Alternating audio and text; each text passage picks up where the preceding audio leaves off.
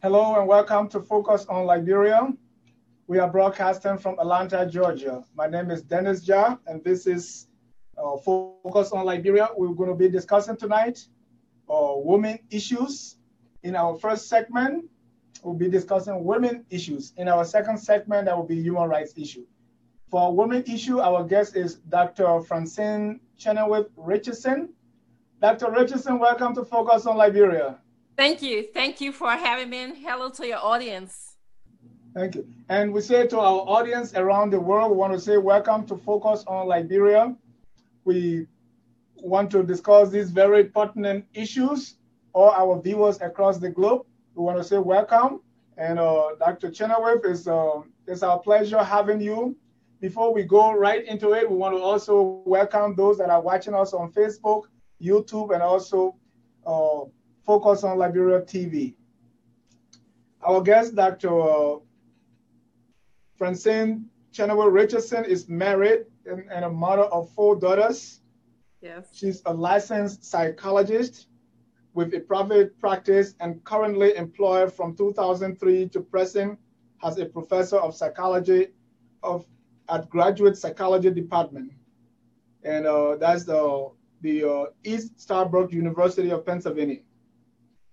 Oh, Dr. Richardson studied psychology and international politics at East Stroudsburg University of Pennsylvania and currently lives in Philadelphia.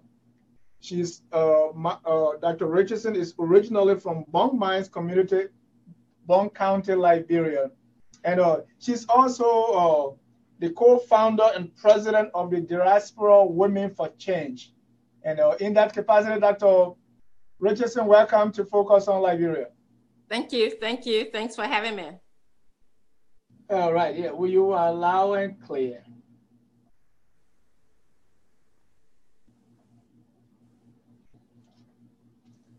Now, you are the co-founder and president of the Diaspora Women for Change. Let's begin by telling us briefly about the Diaspora Women for Change. Okay. Actually, let me just make a correction. I'm actually the founder, but I'm not the president. Precious Carolyn Smith is actually the executive director of the organization. I am the co-director of the organization. So Diaspora Women of Change began actually after there was a couple of incidents in Monrovia, Liberia that kept on sort of sitting very heavy on my heart. They were regarding women, and I just couldn't get myself to come to terms of regarding those incidents. Namely, actually, I would tell you, there was an incident with a young Liberian woman, I believe. I know, I spoke to her. She lives in Minnesota, who went home to visit. And while she was there, she and her partner, her significant other, got involved in a dispute. And he ended up beating her. And as I heard the story from her, as well as read the story and listened to her on many social media platforms, she said that he was beating her with a 2x4, a plank, for hours and hours, and she passed out. In fact, there was someone in the yard that got more plank and wire for him to use on her. And that sort of struck me on 2 levels. One is, how is it possible for another person to do that to another human being? And 2, the environment in which that can occur. Like, people were hearing her cry and nobody came to help her. In fact, they were helping the perpetrator. So that didn't sit with me well as a human being and also as a psychologist. So that sort of bothered me a whole lot.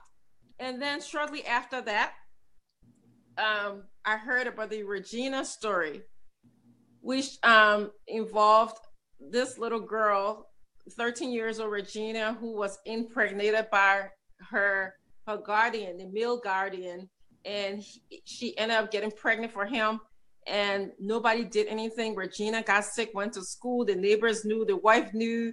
Again, another environmental situation where people knew stuff, but nobody said anything until Regina ended up going in the village somewhere, and I think the government attempted to rescue her, but they were driven away, which is another complexity that I don't understand by people in the village, so that Regina would stay there, and we know that Regina did have the baby.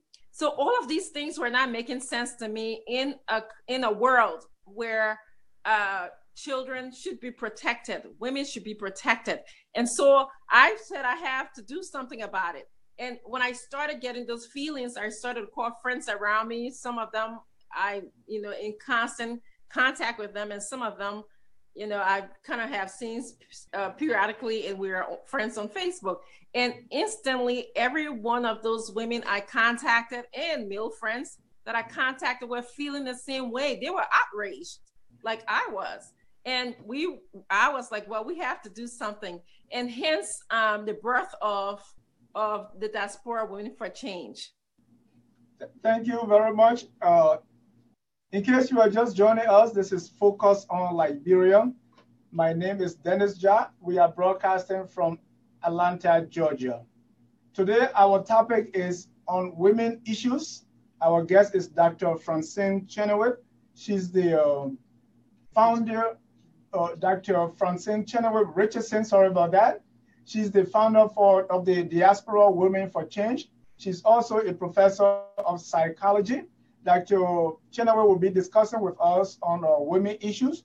To our viewers across the globe, we also say welcome to Focus on Liberia. As I said before, Dr. Richardson studies psychology and international politics at East Stroudsburg University of Pennsylvania and currently lives in Philadelphia. Dr. Richardson, you briefly went over why Diaspora Women for Change was established. If you can further reiterate the purpose of the organization, and for some time now, how has that been fostered? Yeah, well, the issue of women and rape is very serious in Liberia. It's actually the most common reported serious crime in Liberia right now, according to a 2014-15 United Nations report. So my feelings that I had regarding Regina and the young lady that was, just beaten by her husband it's not unusual. It is happening in Liberia. So we came together as a group and established a 501c3, and we have 3 goals in mind.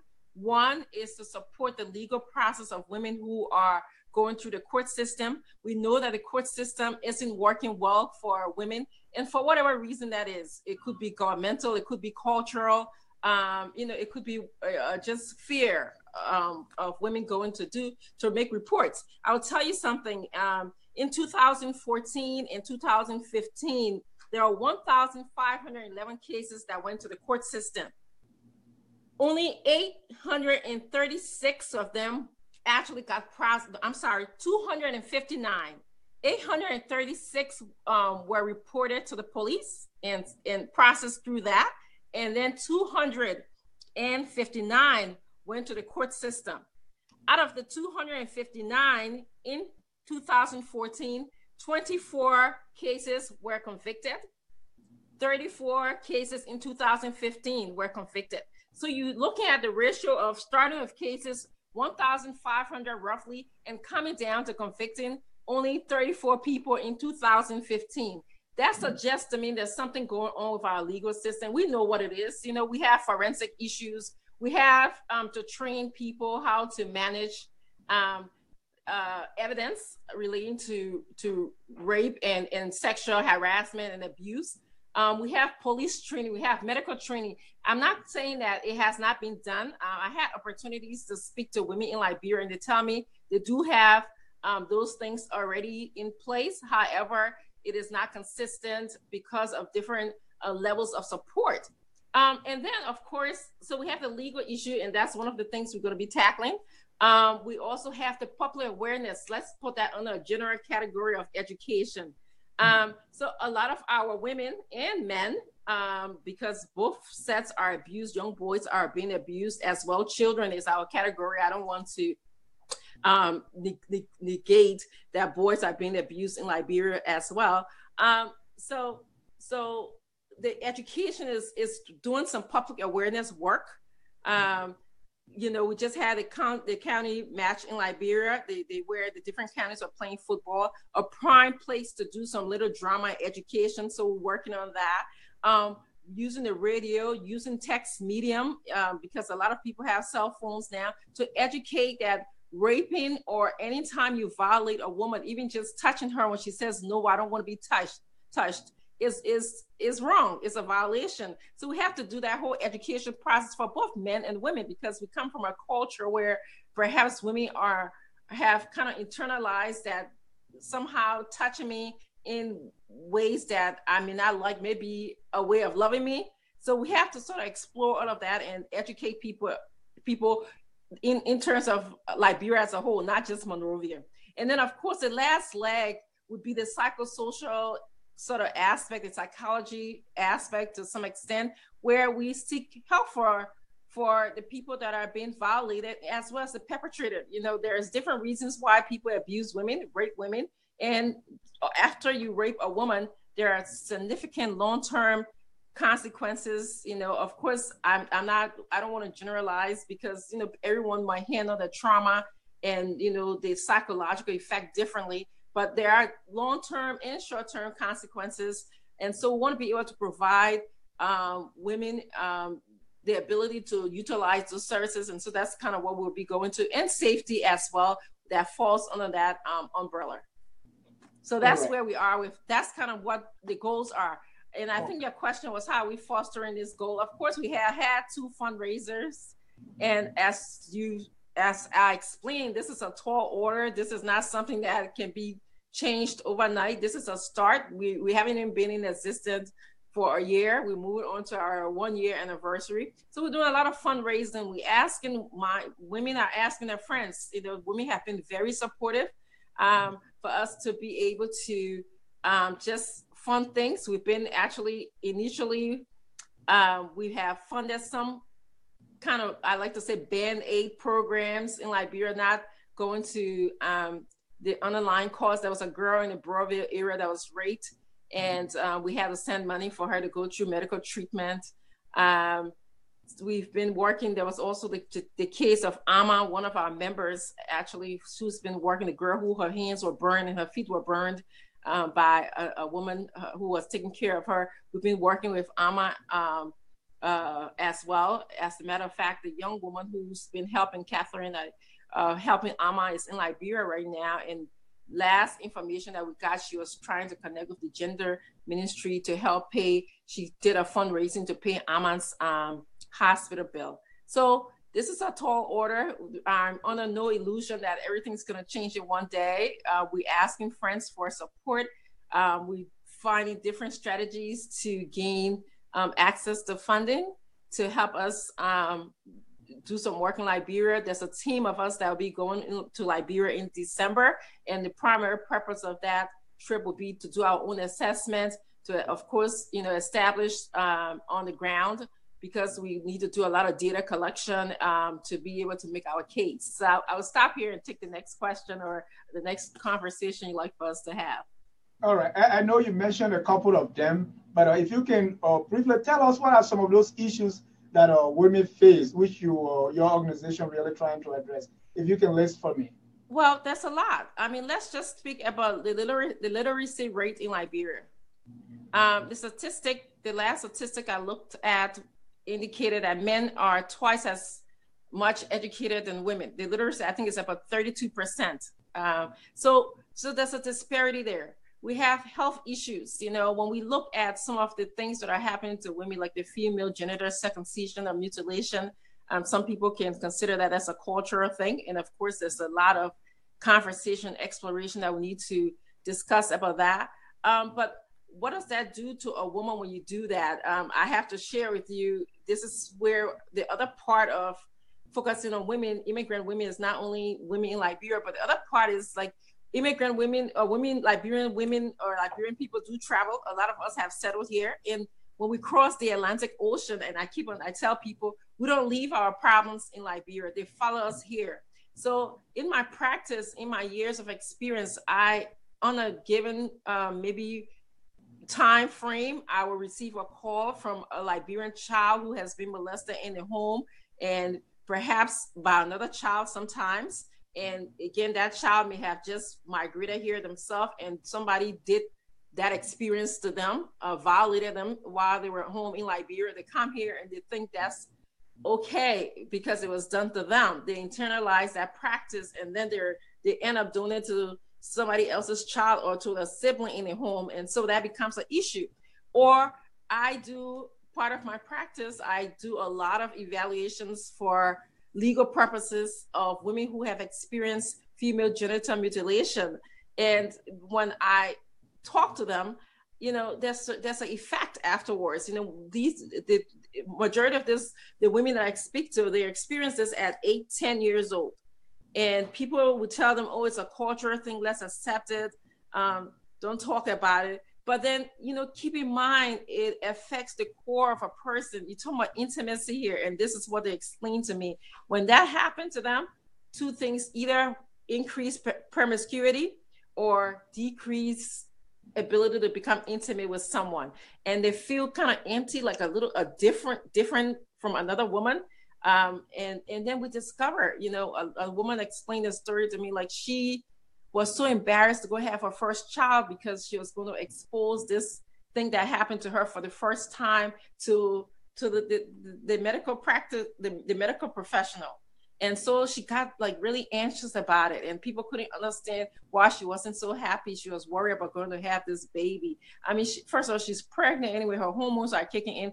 She didn't need to have that extra worry of whether I'm going to expose a part of my body that was cut or dismembered, you know, by a cultural practice. So these are some of the issues. And of course, you know, even when we look at our political system, we have a system where I believe we have 3 women in that are senators in Liberia.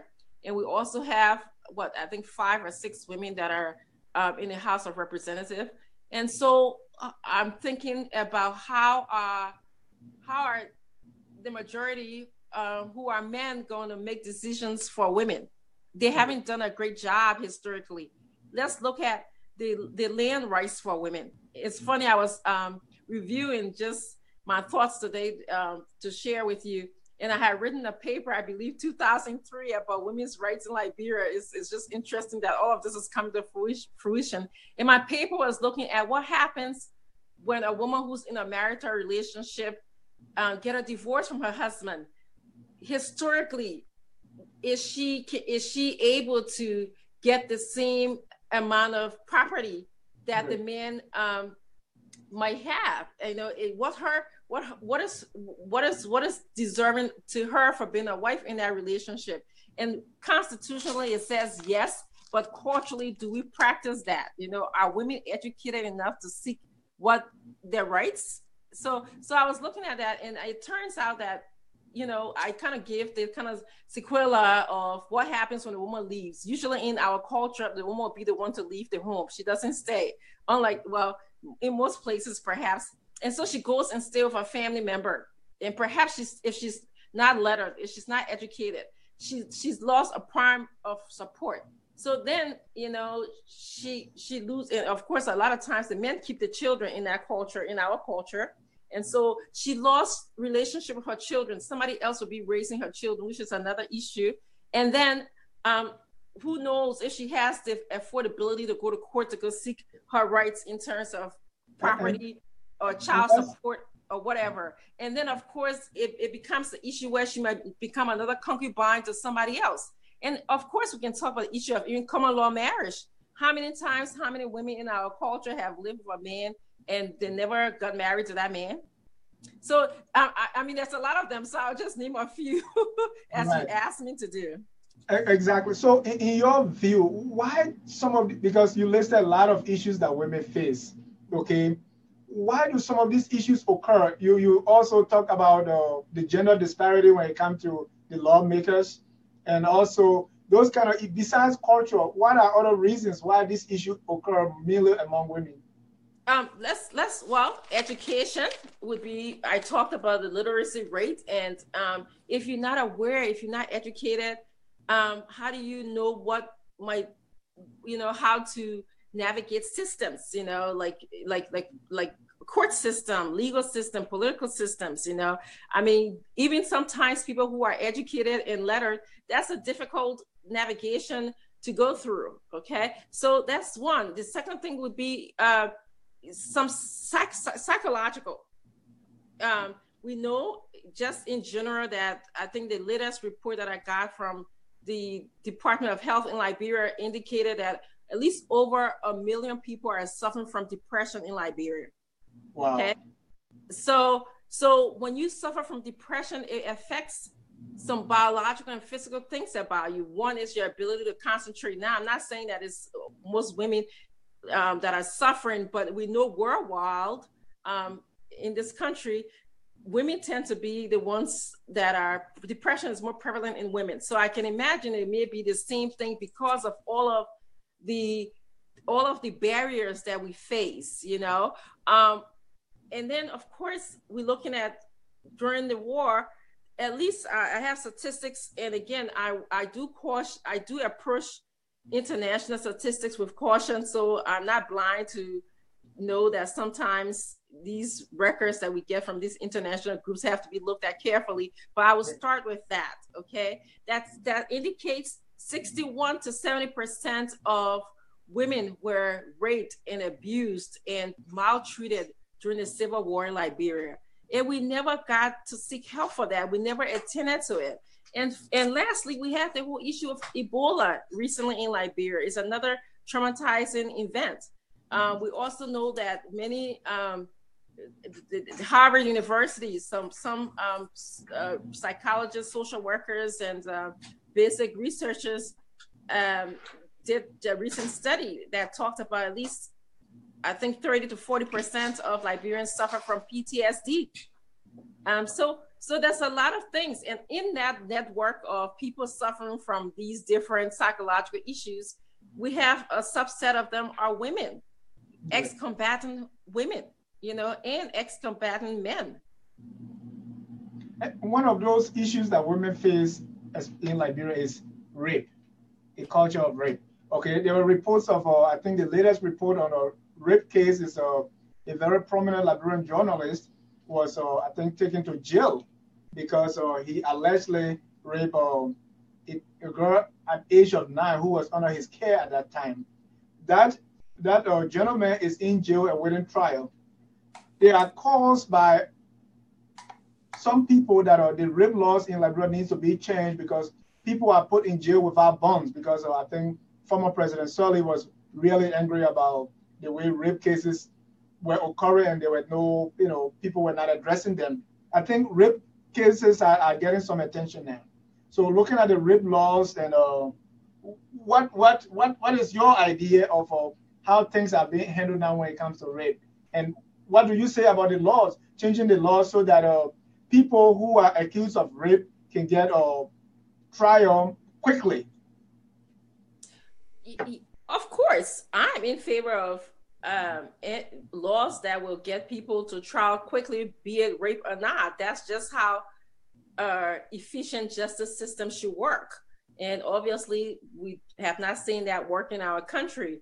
However, I think I'm approaching that with some hesitation as well, because I read statistics to you that indicated in 2014 and 15, there were 1,511 rape cases. 836 made it to the police. And I'm not saying that it was the police fault. Of course, we have the cultural thing where people come and beg you, which is kind of what's going on with this current case that you mentioned.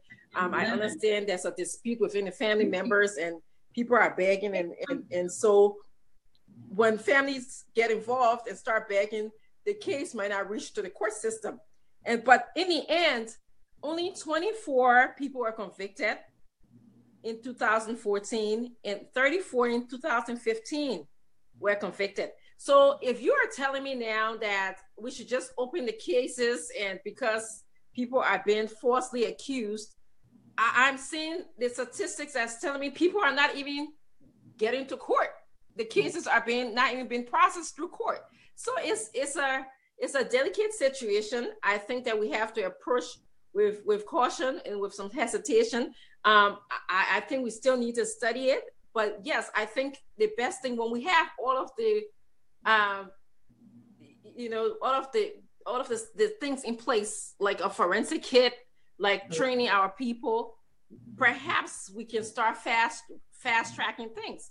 I say to the people sometimes, what happens to the person that you let go, who's on the street? What happens to the woman who's been raped? Her long-term consequences, how do we balance that? Or the child who's been raped. If you ask me to fast track somebody who raped someone to go back to the street, do I know the mentality of that person? Do I know if it's a one-term thing, or does that person have a history of abusing people or children? Because, when we look at this whole sexual violation thing, there's different wirings in the brain about that. So until we get answers to some of those things, or we have a systematic way of doing that, then I'm approaching this with caution. I'm not just going to be the one like say, oh, just let everybody out because of the legal system. I think I would carefully study that. Dr. Richardson, some of the issues that have been termed as maybe abuses, when it comes to abuse of women, some of them may be cultural. Okay, so and I want to ask you, where do we draw that line? For instance, most of these are, even psychology is a concept of the West. So most of these things that are termed as rape or abuse may not be culturally. Take, for instance, polygamy. A man married, 5 wives and they're happy. Someone from the Western background may term that as, oh, the women are being abused or they're not happy. Like kids selling in the market, they are selling water for their parents. Or some of these things is how we bring up our children, how we train them to be responsible adults. Someone from the West may look at that as a child labor. Where do you draw the line between our culture and what really is abuse? Because we don't want to gloss over actual abuse cases. Well, that's a loaded question. Sorry about that. That's fine. Okay, so, and I'm, to the extent in which a woman is experiencing pain, okay, to the extent in which that, pain is not a cultural issue, that would be where I would draw the line. I would be glad to find a woman who would tell me that she is very happy culturally to allow her husband to sleep with her every 5 days because he has to make a rotation to the other women.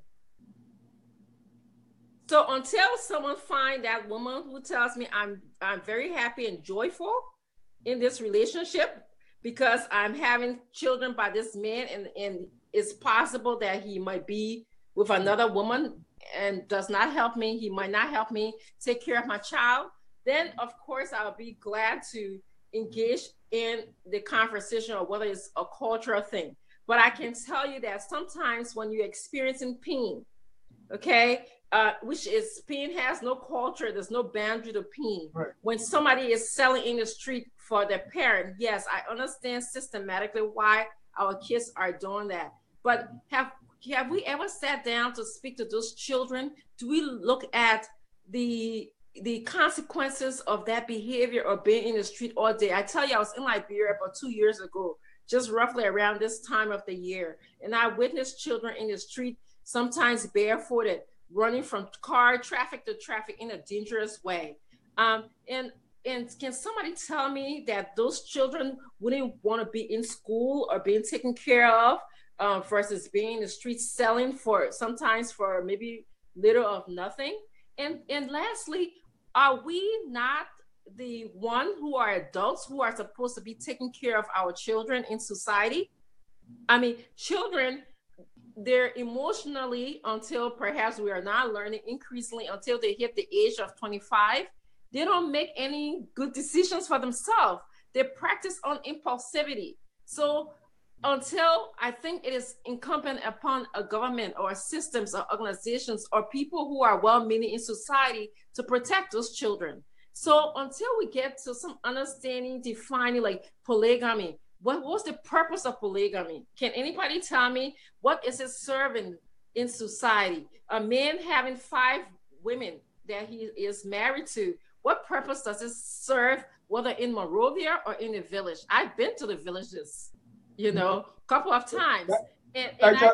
Dr. Richardson, we got some questions coming even from Facebook, so maybe this will answer where we were going. Thank you. Dr. Samuel Govo from is asking, what will you say about some ethnic groups like Bandi, for example, who consider female circumcision as part of their tradition? Without it, you face the stigma in the Bandi society. So what do you say to that? The same way they face challenge in the Western society, they face that same stigma in the Bandi culture if they're not circumcised. Well, if Bandi culture had its own nation of its own, then that might be a great thing. That the Bandi people can just stay right in that culture and practice their culture. But that's not the case. So a woman in the Bandi culture, especially maybe I want to say maybe 300 years ago, yeah, that could happen. You could grow up in a Bandi culture and never see another culture. But today we are traveling. We are even if we don't travel physically, we are interconnected. The world is becoming smaller for all of us. So how might a woman who's might enter a city away from the Bandi culture or gain some sort of education and begin to experience that she's different from other women, or begin to learn that her body part, you know, there's a symptom these women tell me about, and maybe men don't know. One of the women described to me, and I'm hearing that in many of the other cases that I'm seeing, that it's like someone cut up an arm. Of course, I understand too, there's, depending on your culture, there's different ways of the cutting can occur. So when they do, and I'm going to be vocal a little bit, maybe just to make a point, I hope kids are not watching, but or maybe more biology here, they cut the clitoris.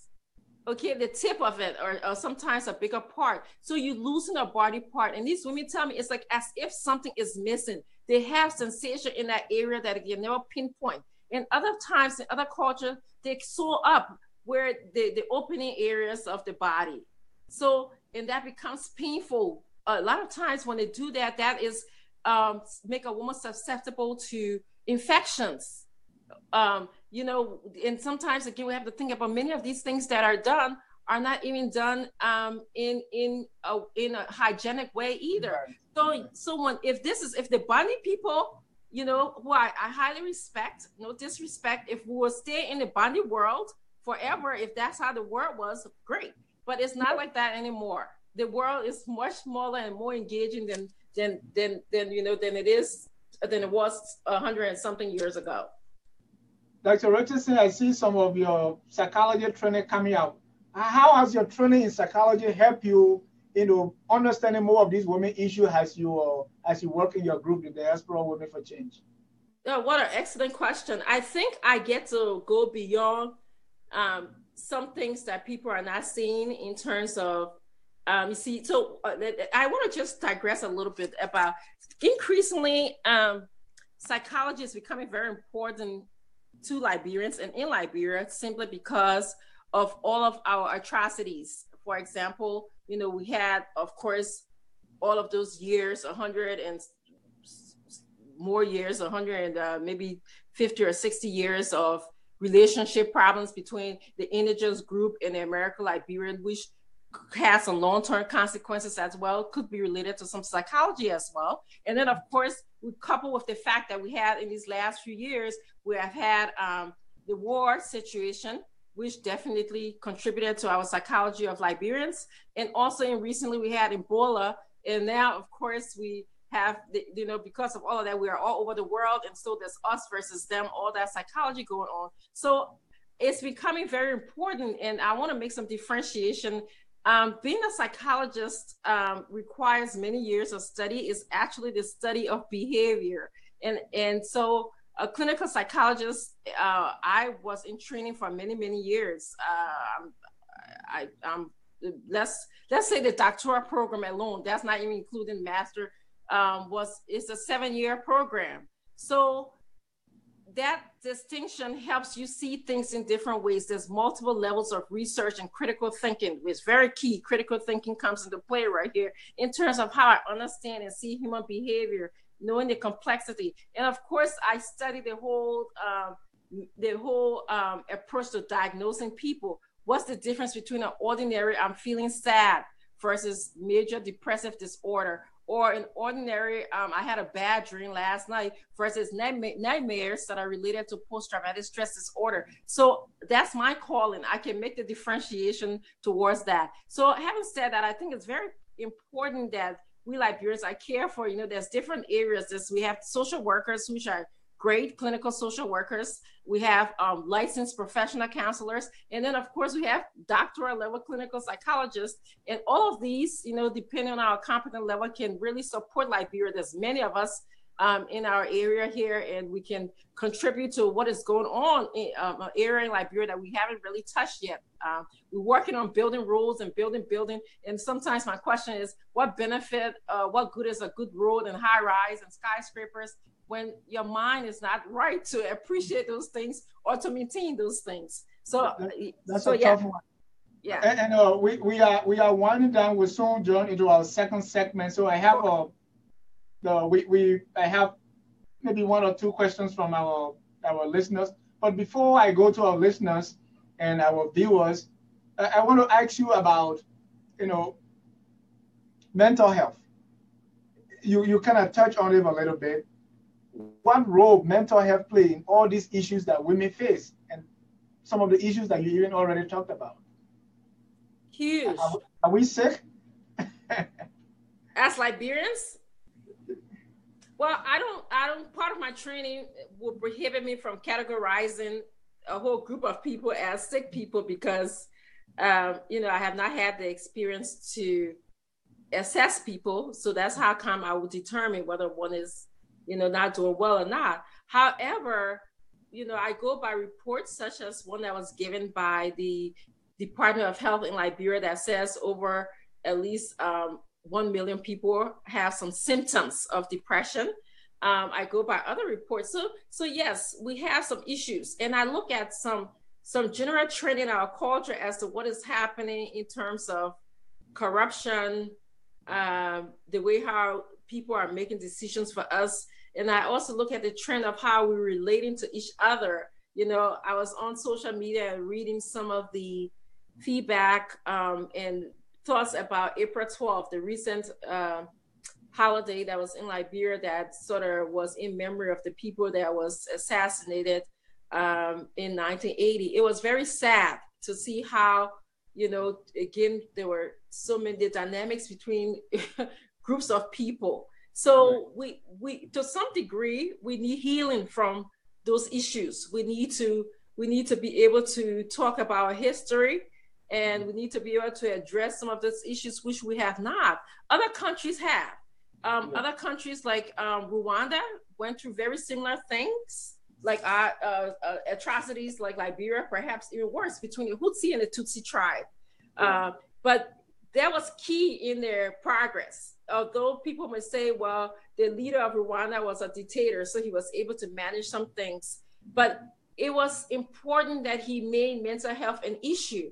And we also know that with the women's issue, in Rwanda, there's a law that requires that certain percentage of women have to be a part of the lawmaking body. So they have like a quota system, which I think will benefit Liberia, because what we know is that countries that have quota systems tend to make better and more inclusive laws regarding women. So I think we have issues. I'm not going to say overwhelmingly that we're sick people, because I haven't interviewed everybody, I haven't assessed everybody, but we do have issues. On that note, I want to thank you so much, Dr. Francien Chenoweth-Richardson, for coming to us. This is focused on Liberia, and we are discussing the women issues. To those of our view, in our second segment, we'll talk about human rights issue and also tied up with a women issue. I have a question here from from Lovetta Tugbeh, who's asking about the same thing on the female genital. I don't like to say mutilation. It is mutilation. Let's use that word, mutilation. That's what it is. All right. Lovetta is saying FGM is temporarily banned by President Saleh at the end of her term. Yes. What is your take on the ban? Well, well, we know that a lot of things have been banned in Liberia. Our laws say one thing and our practice says another thing. So implementation of laws in Liberia is a huge problem. So a grain of salt, I would say, is things are, what you can say something is banned, but if you don't follow through on it, then what good is it? Implementation is all that. So before I let you go, any final thoughts? Well, thank you for having me. I want to also ask you one political question, because we have a new government. Okay, in this new government, we want to see what is your assessment on the strides being made on these women issues? What do you see, and do you see any prospect or sign that things are going to change under the WIA presidency? It's very hard to tell right now. I actually have been watching very closely, and many of you know that I'm very politically expressive on I can see that on social media. So I've monitored and watched President Weah very closely, and I have yet to see an agenda, and I have yet to see him verbalizing women's issues. I watched his State of the Nation, that speech that he gave in at I want to say our Congress, but it's at not our Congress, but well, for lack of a better word, where he talked about the citizenship issues, but he never mentioned women's issues. I have not heard him say anything about it yet. I have not heard anyone verbalize a platform regarding women's issues in Liberia. So I'm waiting. I'm being hopeful because I guess we do have a vice president who did say that she was going to be a partner for women's issues. And I actually have studied his appointments. So, excuse me, I besides the Ministry of Gender, women are not getting primary roles. We are, I guess, NPA director, the Port Authority is a woman. But I'm surprised at I actually stopped following the appointments. There's too many. It needs to be cut down for government anyways, but that's another issue. But, women are, again, secondary. You find them like deputy assistant. We're not good enough to be like head of something.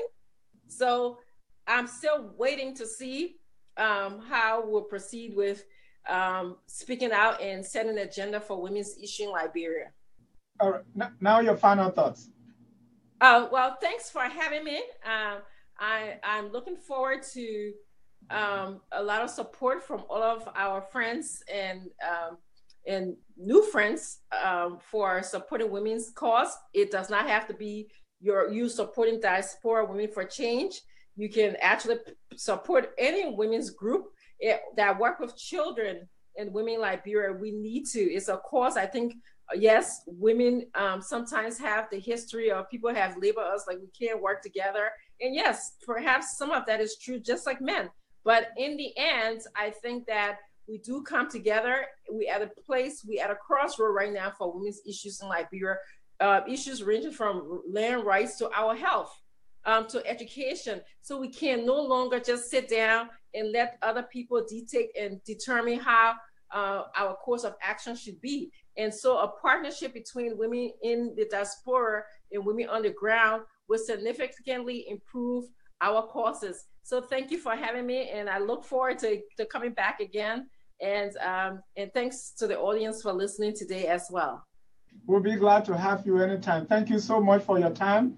And in our second segment, we'll be going to Lovetta and her team. But again, I just want to say thank you so much. We have please go on our Facebook page. There are still some questions there for you if you have time. So you can respond to them. I want to say again, thank you for this time. We want to say thank you again for coming, and we'll see you soon. All right, thank you.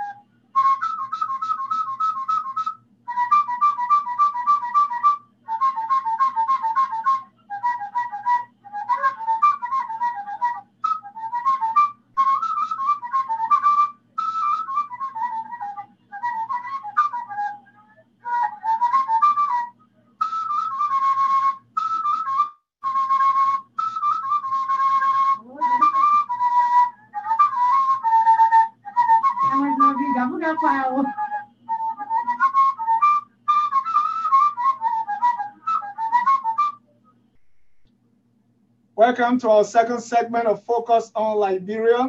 In our second segment, we're going to be discussing human rights issues in Liberia. My guest for this will be the Coalition for Justice in Liberia. The Coalition for Justice is headed by Ms. Lovetta Tugbeh. She's our guest tonight.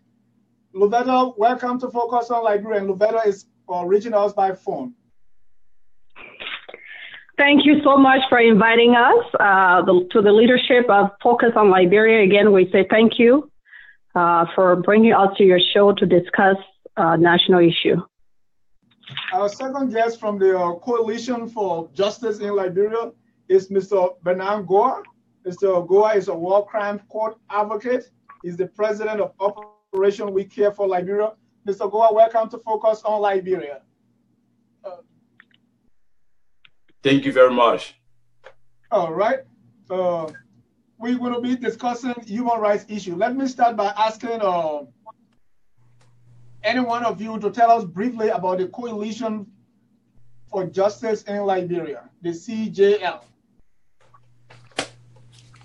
Well, I'm gonna let I'm gonna let my boss talk because she's on the line right now. And yeah. Tell us about the history of the Coalition for Justice in Liberia and why it was established.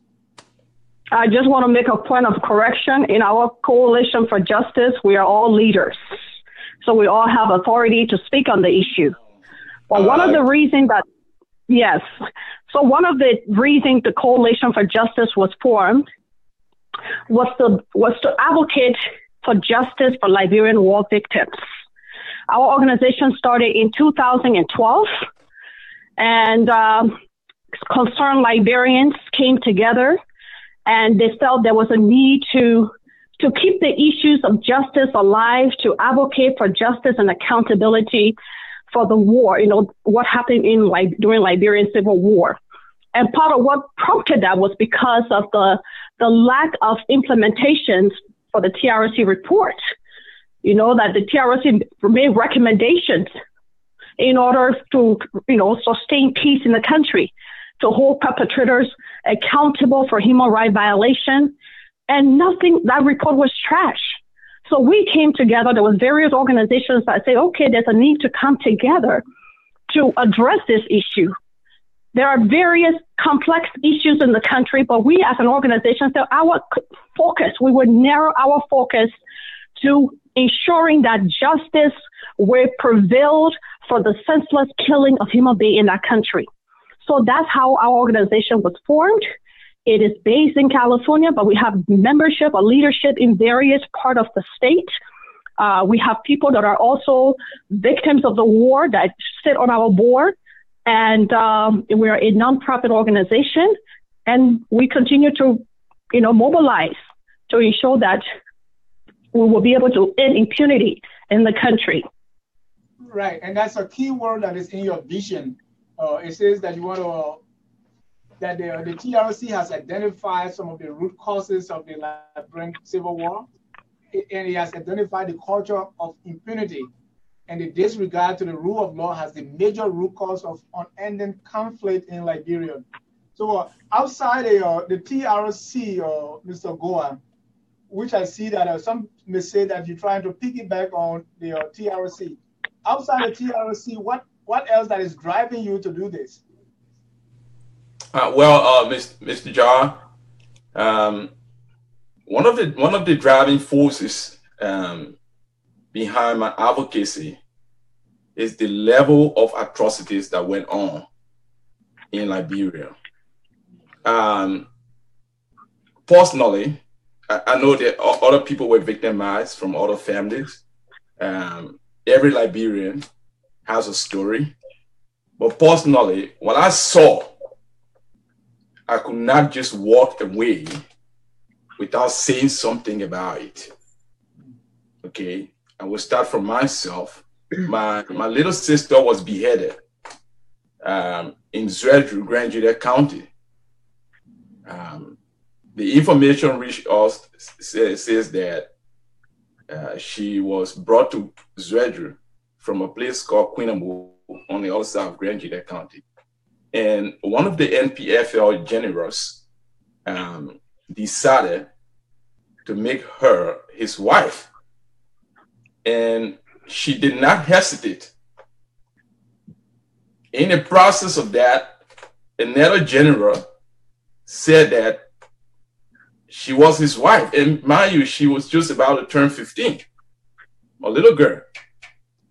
And then two of them came up with the idea that, in fact, if I can't have her, you can't have her, we're going to get rid of her. And the only thing that, according to the information we received, the only thing that was said was that, okay, we're going to get rid of her because she's a crown girl.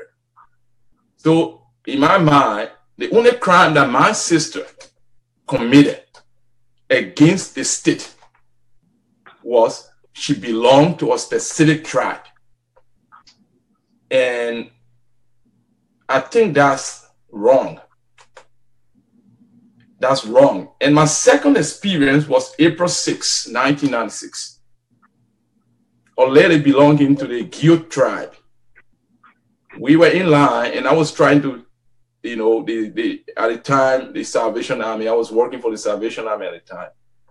And the hostel boys, we were to take the hostel boys across the bridge because they were shooting all around. I went to the Salvation Army headquarters, talked to the missionary and my friend Jackson. I talked to him. And from there, when I came back, we were in line when this fighter, he was fighting for the LPC.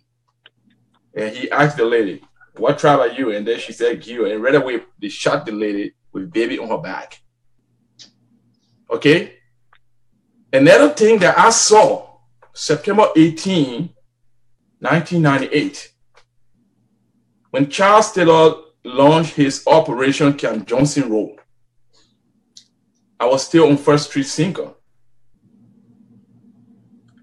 Charles Taylor forces, we call them government forces at the time, went to the Public Works building and just killed the people that were in the Public Works buildings because they all belong to the Crown tribe. And it happened in the Elasa Turner Memorial, Elasa Turner or chapter as well. Similar thing that happened at the Lutheran Church. You know, soldiers went into the Lutheran Church and just killed a whole lot of civilians only because it is believed that MPFL fighters were in the church. And I just thought to myself, I said, we can't continue to live like this. There has to be a form of deterrent. We have to put something in place to deter people from doing these things, because if we don't do that, pretty soon there will be nothing left to protect. That's the driving force. That's what keeps me awake at night. Day by day, I think about this. How did we arrive at this? So I contacted Lovetta Tugbeh, and there were all of Liberian, you know, organizations around. And we said, well, we will have to come together. This has to stop. This has to stop. And the late Archbishop Marcus Bakla Francis, when I met him, I talked about that. I spoke with him before I could leave Liberia. He told me, he said, I continue this work. You know, so after his death, I said, well, you know what? Maybe, you know, somebody has to fight for the heart and soul of Liberia, and it will have, if it will have to be us, why not? Right. So in your mind, if people that are perpetrators are punished, we're not going to have the occurrence of those kind of atrocities that you so talk about. And by the way, I'm so sorry to hear what you said. My heart go out to all victims of the Liberian Civil War. But my question is, so if these people are brought to justice and punished, will we not have a recurrence of that? Is that what you're saying? Well, there are a few things that can happen. When you put something in place that will deter people from doing what happened before, then other people will say, you know what? If you do this thing, they're going to hold you accountable here. If you go about killing people in this country, you will be brought to justice. Why? Because people who did it before, they were brought to justice. So there's something called precedent, you know. We have to set that. We have to set that. Now, how do you go about arresting a boy who stole a cell phone at a waterside market? You arrest the boy, take him to court, and then send him to jail. But the man who's sitting behind the desk, the man who is the judge, is accused of killing innocent people. What kind of justice is that? What kind of justice is that? We have to transition from this tribal loyalty, political loyalty. We have to transition from, we will have to swallow the bitter pills if we want Liberia to be a better country. I know it's difficult to hold your own uncle accountable, to hold your own brother or your own sister or your own mother accountable for what happened in Liberia. But we just have to be objective and do the right thing. Liberia is all we have. We cannot continue to normalize the abnormal. It's not right in Liberia. Right. All right. And I wanted to piggyback on one of your questions about what is the driving force as far as what we do. You know, there are so many other Liberians and non-Liberians that are advocating and pushing for justice. So again, if you're here on this interview or watching this show, we want to say thank you so much for ensuring that we can end the culture of impunity in Liberia. So this thing is not just Lovetta, Tugbeh, and Benard, Goah. I know we are always on social media, but what drives some of us? Me personally, I lived in my country when that war started. At the age of 11, I had to flee for my life. I knew people that died. And it took me several years to come to America to start watching the images of war, the atrocity that was committed. And I was traumatized, you know. I was angry. I don't know if you know my history on social media was always an attack dog, just constantly angry. It was the rage. And I said, well, how do I take this energy to make it more constructive? What can I do to help those that we left behind? The story of Harriet Tubman, a free slave who never forgot about her brothers and sisters that were still on the plantation, that she had to make that ultimate sacrifice to make sure that they were free. So I said there was something that I needed to do as a person, a moral obligation. So I took it upon myself and said, I will keep this issue alive. And I will work alongside with like-minded Liberians and non-Liberians and organizations that believe that the culture of impunity has to end. There has been a history of violence on this soil. People just kill and nothing come out of it. There is no law to protect. But how long will this continue? When it happened on April 14, 1979, when people were standing up to voice their opinions about the laws that were being implemented upon them, they were killed. And nothing came from out of it. That led to the assassination of a sitting president. And then the 13 men that were executed, and the Liberians rejoiced and said, let bygone be bygone, let's move on. And then we waited a few more years, and more than 250,000 of our people are killed, and nothing is happening. And I said, well, how long would this continue? And there is a saying, the dead cannot cry out for justice. So it is incumbent upon the living to speak for them. So that is what drives me when we are on social media, up all night, promoting, engaging, spreading the words, mailing letters, reaching out to international human rights group to say, step in on behalf of victims. They need justice. And this is what drives me. We have to end the killing. That has been the cycle of violence that continue, where we continue to hit each other. This is not about tribe. It is not about political party. Some people say, oh, the UP were in power. Why didn't you talk about it? Why the CDC has come in? Then you want justice. We say it is about Liberia's interest. It is about for a generation to come into a society where their human rights will be protected by the law. It is not who has money, who's holding political title, what tribe you belong to. Their rights have to be protected. And it's only the law that can do that. That is correct. Lovetta and Benard, my question here is, I think on my Facebook I posted timeline of Liberian wars. Didn't have as far back as the arrival of the free slaves on this land of Liberia. I gave you three basically. In I think it was 1875, there was the Liberian Gribble War, where there was a war between the Liberian National Army and the Gribble people because they wanted to separate. Okay.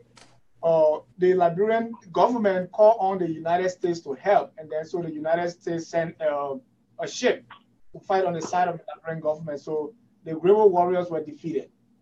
There was another war, the Liberian Crew War. The Crew people, they were tired of paying taxes, the hot taxes, so they started war.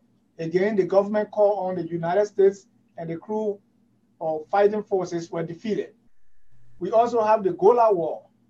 So there have been a history of war. So when you are talking about bringing perpetrators to justice, which war are you referring to? Is it the 1990 war, the 1817 war, the Goah War, or the Crew War? Which war?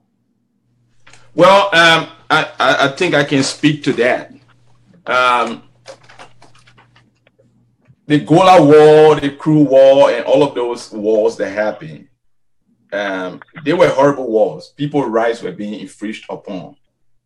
But at that time, certain institutions were not put into place. For instance, the International Court of Justice, the International Criminal Court, and all these other statutes that are put into place today. They were not in existence at that time. Does it really mean that people's rights were not infringed upon at that time? No, it doesn't mean so. People's rights were infringed upon at that time.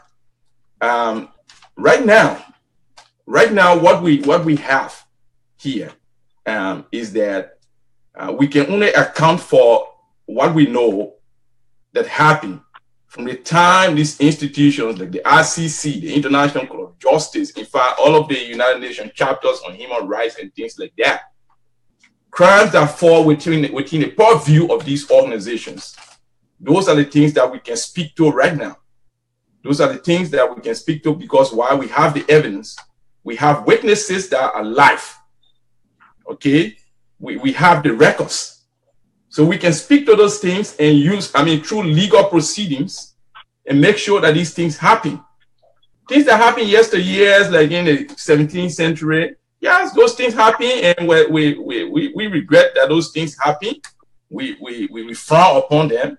But it's about time for us to say, okay, the buck stops here. It can't continue to happen like that. The buck stops right here. All right. Okay. Can I elaborate on that a little bit? Okay. Before you elaborate, let me from Dave Jai on Facebook. He says, what will constitute justice for you and your organization?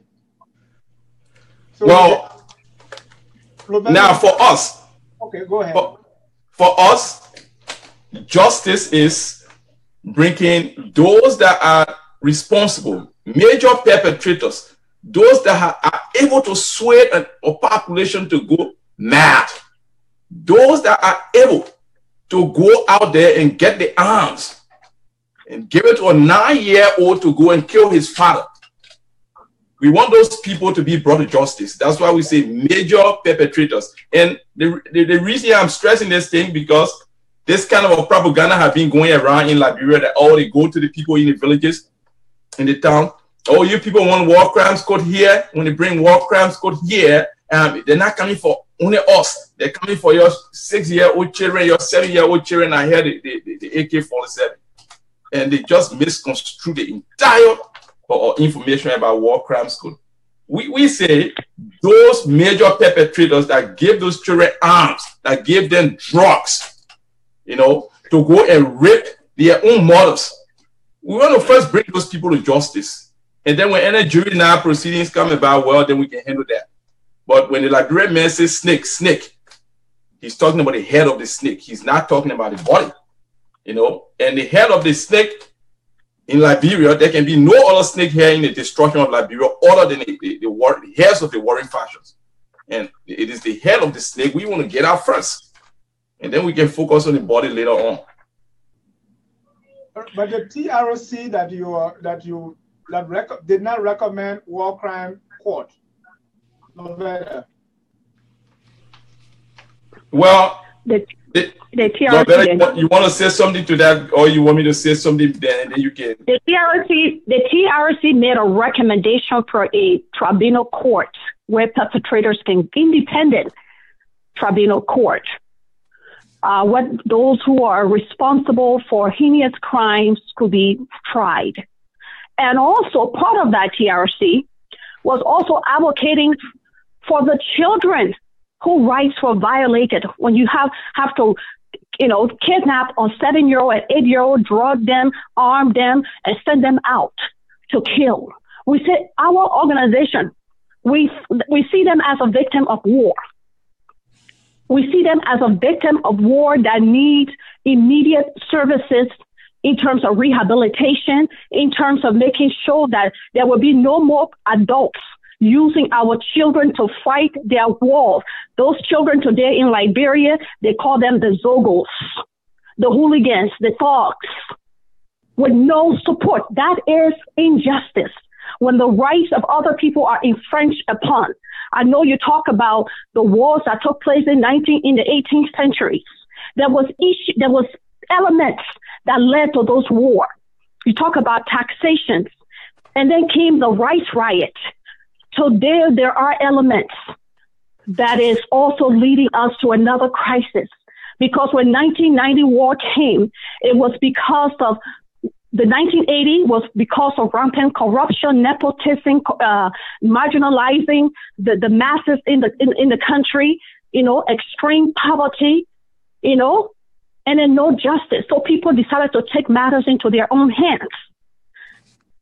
And we said we can no longer have this kind of society. We need justice, and we need it now. It is not for revenge. It is to send a message that you don't come to Liberia's soil, kill their citizens because you want to hold power. We don't want to give the wrong message to the world, and we have to value human life. Because if we cannot value human life and protect them, there is nothing to protect, as stated by Goah. Because these people came to slaughter all your family members in this country here. Today you want to be crying about rampant corruption, but you can't talk about the 250,000 people that murdered. So we want to make that the foundation for good governance and democracy is justice, making sure the law is implemented and is enforced. Lovetta, but it's not happening in the country. Oh, okay. Before I want to address the TRC and the war crimes code thing that you just mentioned. Okay. The TRC recommended to the government. The TRC had the power at the time to recommend prosecution and other things. The TRC may not spare out war crimes code, but the TRC spoke about special code or special tribunal.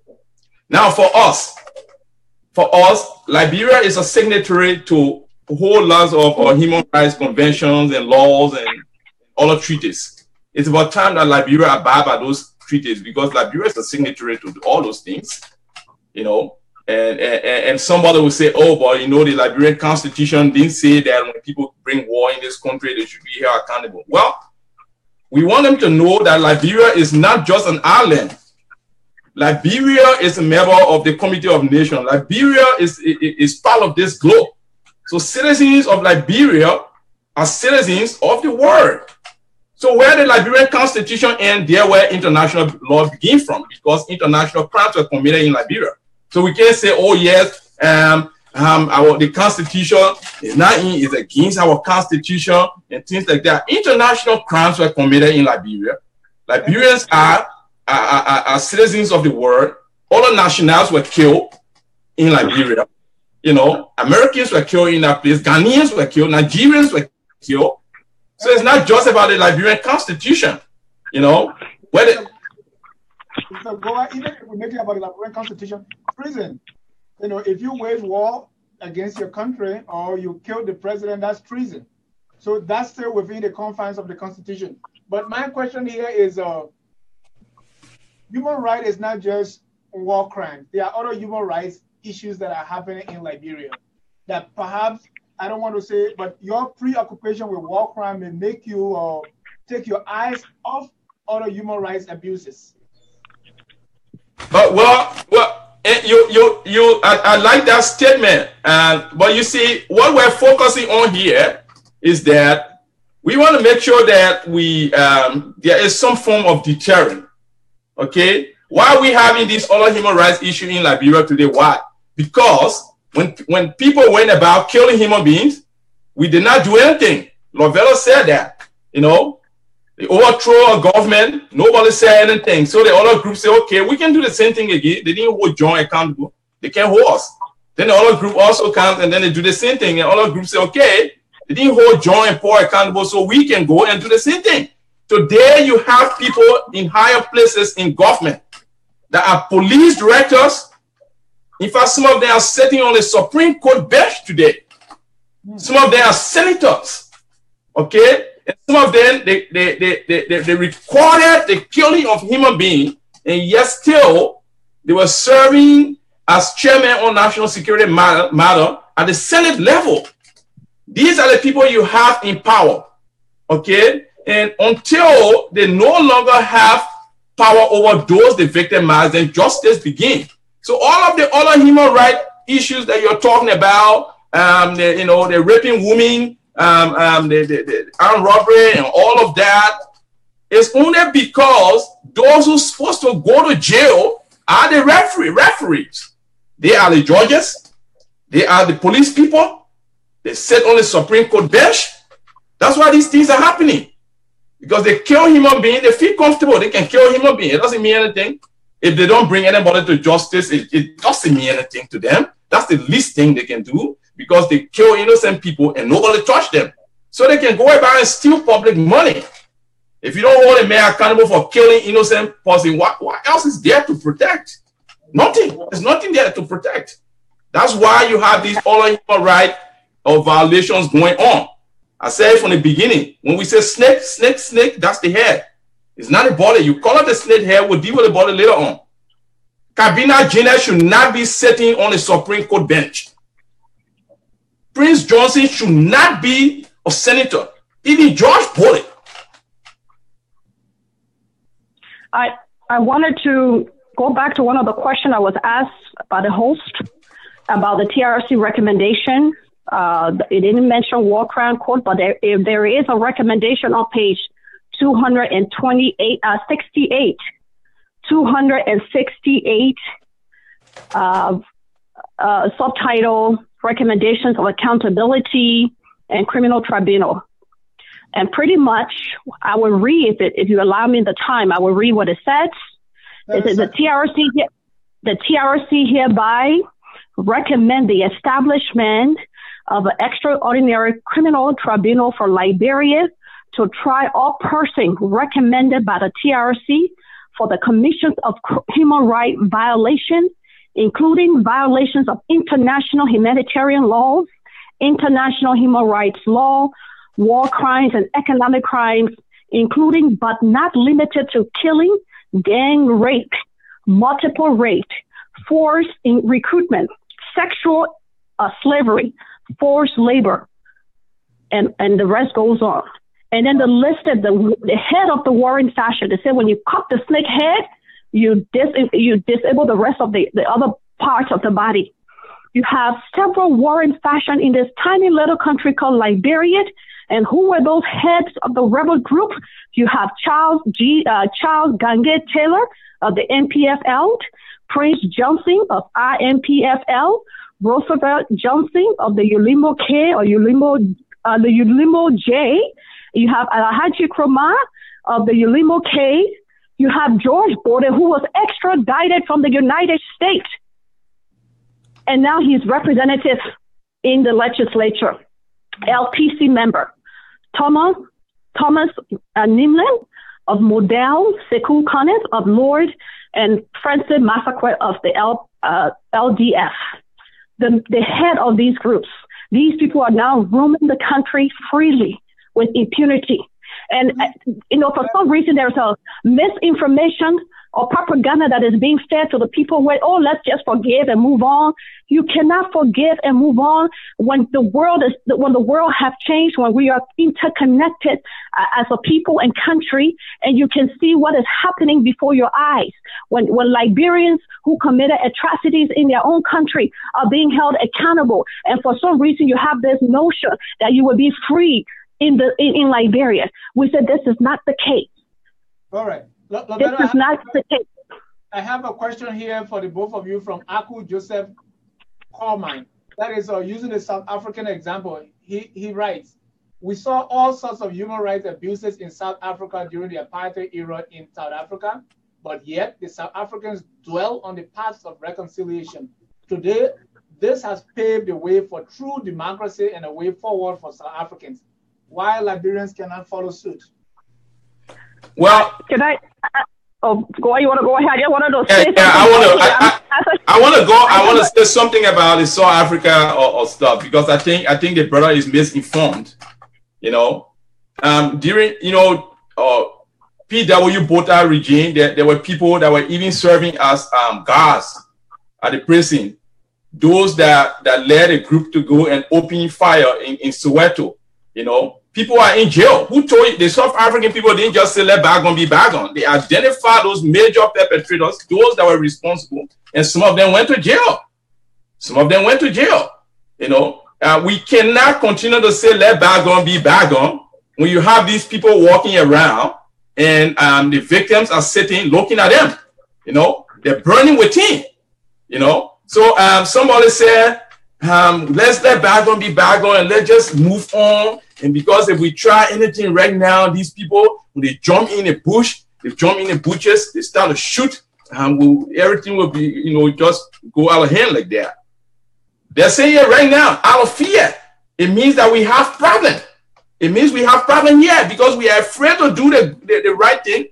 Because if we do the right thing, then these people will jump in the bush. 15 years from now on, we will be saying that. 20 years from now on, we'll be saying the same thing. Oh, let the bygone be bygone. Those people, they still have their followers around. We'll be saying that. My question to this brother here is that, I sat with somebody from Washington the other time. I was in a meeting in DC, and they asked me, who is this Prince Johnson? And I said, well, they brought a video up, here's a man who, regardless of what the sitting president did, here's a man who tortured a sitting president to death and believed to have eaten the body of the president. The same Prince Johnson admitted at the TRC of taking part in the assassination of another country's president, President Thomas Sankara of Burkina Faso. The same Prince Johnson, his men, killed somebody only because it is believed that the person is gay. Tinkanso Ravos. And killed Tinkanso Ravos only because they believe that he was gay. It is the same Prince Johnson today who is now a senator in Liberia, and you expect the rest of the world to take us serious? Come on. Most of the time, can I add on to this? Yeah, go ahead, Lovetta. We are in go ahead, Lovetta.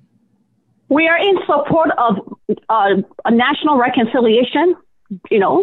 We're in support of peace, and also we're in support of justice. I know people argue, what about just forgive and let's have reconciliation and let bygone be bygone? What about the South Africa? We're talking about Liberia. You leave Liberia and go to South Africa, you're doing the South African way. The crimes that happen in South Africa is not the similar thing that took place. You have white and black fighting among themselves. Here you have Liberians fighting among themselves for centuries. And in South Africa, when they had their TRC and they decided to reconcile their people, there were recommendations that those who committed crimes against the people of South Africa were not allowed to participate in government. This is not the same for Liberia.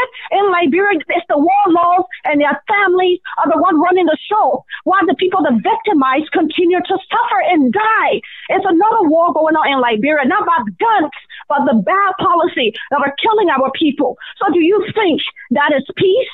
When people are dying from starvation, then when they don't have money to send their loved one to the hospitals or schools.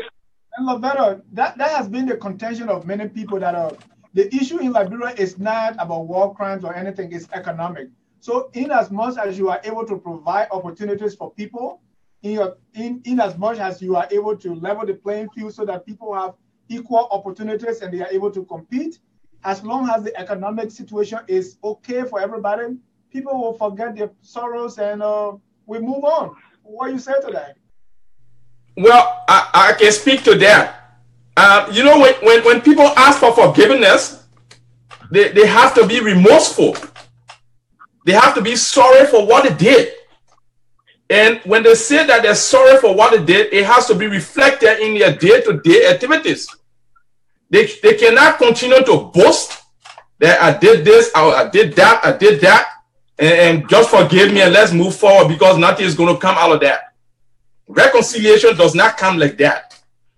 The level playing field you're talking about is justice first. Okay, you say you didn't do it. Agree, you say you didn't do it. Okay, let's go to court. Now, justify why you say you didn't do it. If you're able to exonerate yourself, well, we can all move together now. Okay, but you say you didn't do it. You say you didn't do it, but then yes, still you say you don't want to go to court. One of the warlords said that. You know, I think in Martin-Kpeyei or somebody, they call him General Boneke. And as much as I hate what he did, I think he should face justice. But this man is not running away from justice. Justice before reconciliation. You can't have people heart burning. You see, the woman is looking at you. You rape her. Now she can't get any man. She can't support her children. And they say, "Oh, let's just be back on. Let's just move forward." You know, let's just move forward. We give you this money. You can make your garden. Let's move forward. No, it doesn't work like that. It doesn't work like that. Okay. So my question is, people are crying for justice and all these things because they are hungry. But as long as you are able to provide an economic solution, things will be fine. No, I disagree. It's not just because people are hungry. Okay, people can have food, people can have money, and they can still be afraid. They can still be afraid that somebody will come back and rape them. You know, so food and money doesn't call it. Food and money, you can create job for them, but if they know that Prince Johnson is going to come tomorrow and still shoot somebody and walk free, and then you go and give the people money again, this is something that's really scary. So food and money doesn't call it, my brother. All right. I said we can no longer play politics with him alive. They are too valuable. I think what we are trying to reinforce or emphasize in our campaign is that we need law and order in that country.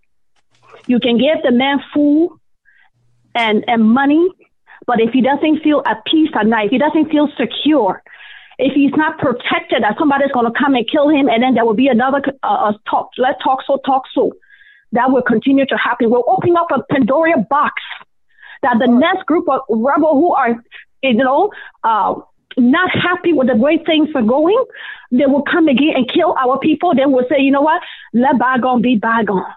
And we said never again. We can no longer continue to live in that cycle. Fair point. There's a question. People have to be accountable for their bad deeds. It is the law that will set them free. Not me, not you, but the law. And that's what it is. Okay, there's a question here from Babi Sano, and I've heard that sentiment being expressed from other quarters as well. It says, why now? Why didn't you talk about war crimes during the regime of President Sirleaf, and now you are trying to bring about this under George Weah? I've heard that before, and not only from Bavi. Yeah, I'm going to answer that, and Lovetta will buttress what I'm going to say. If you check the records, all you have to do, either Google Coalition for Justice in Liberia, or Google Operation We Care for Liberia, or just Google Benard Goah or Lovetta Tugbeh. Okay, you will realize that some of us have been talking. Right. In fact, since when Charles Taylor was president, before Charles Taylor was president, we've been stressing the same war crime school, justice, justice, justice, justice, justice. Because we know that the foundation upon which any legal entity must function is the rule of law. It's the rule of law. It has to be respected. So we were talking just the same way we're talking now.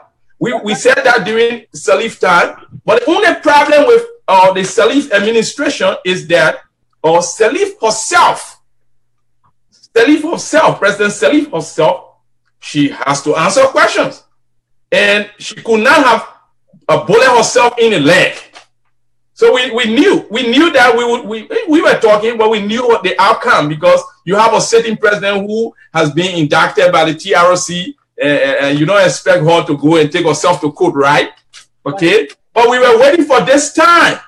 Okay, we were hoping for this time, because President George Weah is a clean man. So now we have the opportunity, because this is the same George Weah, or President George Weah. When he was in Europe, he was playing soccer in Europe. I listened to him and I watched him on YouTube. This man was calling for the war to end, and he was calling for justice. He said, and I quote, "Those that are drugging our children, those that are giving our children, and they have to be brought to justice." And when he came to Monrovia, I heard him say that. So we now have the opportunity. That's why we are even more forceful right now. All right. And I want to pick it back quick again to say why. There's a caller on the line. Let's bring that caller on very quickly. Let me bring on that caller. Hello, caller. Hello. Hello. Please speak a little louder.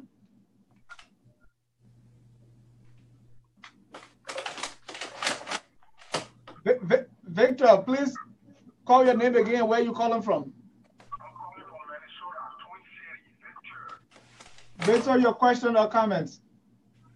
Comment. All right, Benard, can you hear Victor clearly? Oh, that's really low. I'm trying to listen. I hope you will be able to relay that to me. Victor, I'm calling from Minnesota, USA. Comment. Go ahead. My comment is, hello? Victor, you are low. Go ahead. Hello, you getting me? Yes, sir. Okay. My thing here is Liberian is just better. And just what somebody said on the show is victims are the people that are serving those people that committed the crime. Everyone that committed crime in Liberia will be brought to justice. This is beyond President Weah. This is an international issue, and we will not sit and allow it to go down the drain. Because we have people that kill people, women, and other things that enjoying the privilege of the Liberian people. And that's a serious war. And that war is more dangerous than the war of the AK-47. So we're saying to President Weah, we're saying to him that these people are being brought to justice. Even the vice president of the Republic of Liberia, she goes around and saying to people that she want to empower women and children, she was first lady. Where was she when her husband gave teenagers drugs and AK-47? Where was she? Those same boys are with our sisters and mothers and other families. Those same boys were a security guard. They enjoyed the privilege. And this time around, we will not sit and allow this thing to go down beyond President Weah. Thank you. International issue. That's why we're taking it to the international level. There are people Liberian, concerned Liberian, that are writing a proposal to the United Nations Security Council and tell them to intervene in this matter, because Liberians suffer for 15 right here, and those people that impose their will on the sovereign Liberian, those very people in power today, those very people are running the country, and we will not condone that. Thank you.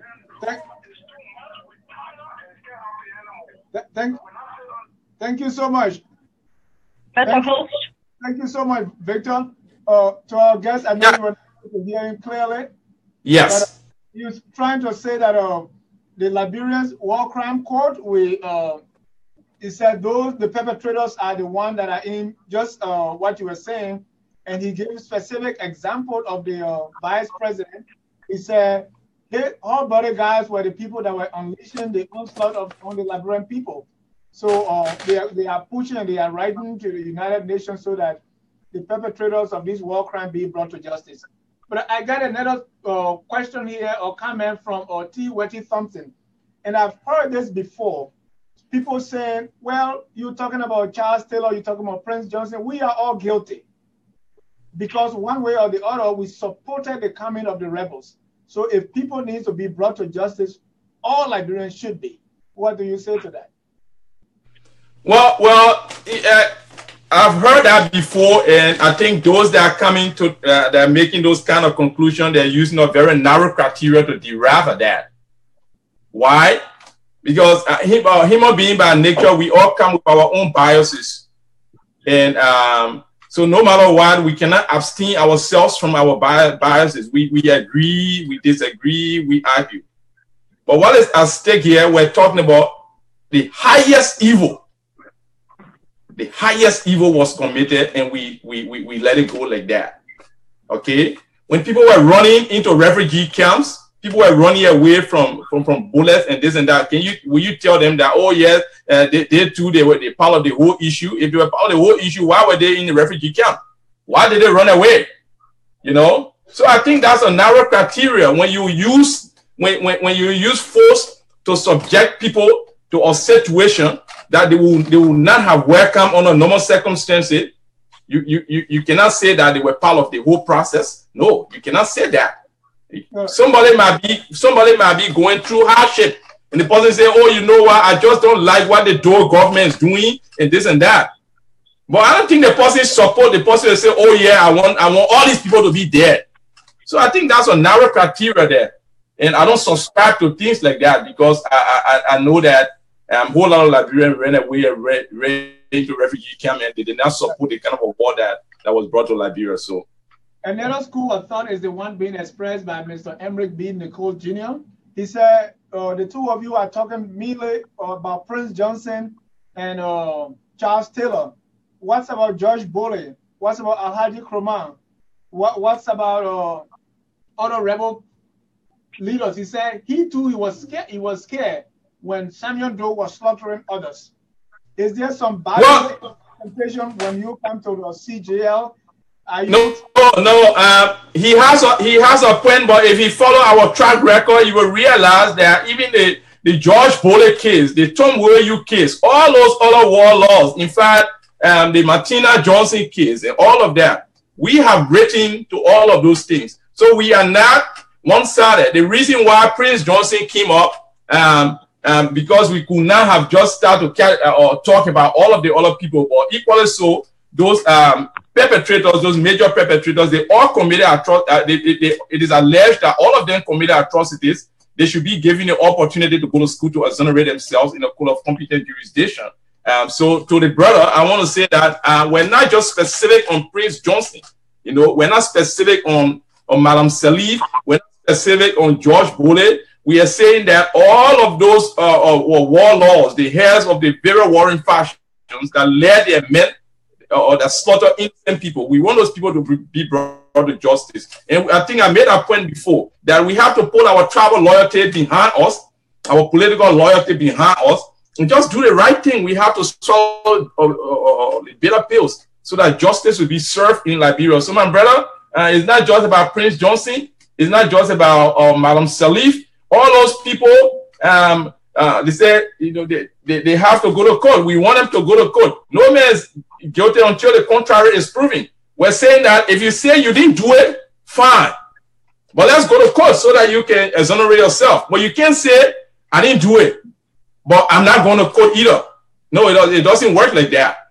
Well, Benard, it doesn't work like that. Do you trust our court system to handle that? Well, that's why we said, you know, when you have a court system that is infested with people who are supposed to be going to court themselves, there where you bring in international law. Okay? That's why we say where the Liberian court system ends, there where international law begins from. Okay? Because international crimes were committed in Liberia. I gave you a specific example, Kabina Janet. Okay, Kabina Jr. is seated on the Supreme Court bench, and I think he should not be sitting there. Okay, and there are other people because of the role that he played during the war, and we have the evidence. We have the evidence. I have the evidence. Okay, and so I think that's why we're pressing for this war crimes code, because it supersedes the court system. And besides that, Liberia is not just an island. Liberia is part of the world. It's part of the World Committee of Nations. And Liberia is a signatory to all these conventions, the human rights conventions and things like that. So the crimes that were committed in Liberia, they fall within the purview of international law. Where the Liberian Constitution, where the Liberian law is not able to deliver, then now we want to invoke international law. We want to invoke international law. Common example, when President Salif was president, all of those other warlords, they had safe havens. They were protected by the Salif-led administration. And I understand she wanted her government to function. She wanted her government to move smoothly. Her hands were tied one way or the other, even though she herself should be answering questions. But we now have the opportunity. This is a fine man who is the president of Liberia now. President George, we are a very fine man with a good track record. You know? Yeah. So we need his help. We have written him before, and we hope that he will respond, because he now sits in this position to do something about it. And I want to, for all those political, I know election, we just had an election. And like I said, our campaign is not, we are not part of any political group. So the Coalition for Justice in Liberia should not be viewed as, oh, why are you now talking about justice when CDC is in power, and when Unity Party was in power, you did not say anything? Our doors are open to work with the CDC government to ensuring that justice is served. When President Ria was elected, we wrote him, we collaborated with over 20 different organizations to draw his attention on this national issue of accountability in the country to end impunity. And of course, like every new government, 3 months is too soon, but we just want to make sure that we hold his feet to the fire to ensure that he would not forget about this issue that have been lingering for so long. The Liberian victim waited for 12 years on Ellen Johnson Sirleaf. She didn't, at the end of her administration, it is on record that she said she didn't have money to do what needed to be done, as was recommended by the TRC. And then you have President George Weah, who is on record of, I want justice for my people. And so we will see, in terms of, is he a man of integrity? Will he be able to fulfill his moral obligation? And the coalition doors is open to work with him. We have international partners that want to support and strengthen the justice system in Liberia. Our organization is also members of the ICC, and we're constantly in communication with the U.S. Department of Justice.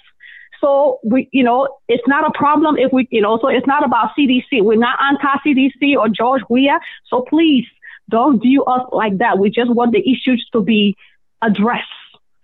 And just to buttress what Lovetta just said here again, I just want to, because we have few people that are passionate about this justice issue.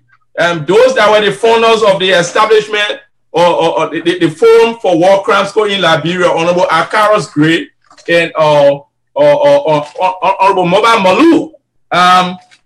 These people, yesteryears, they were talking about justice. I believe they can still talk about justice today, regardless of the situation.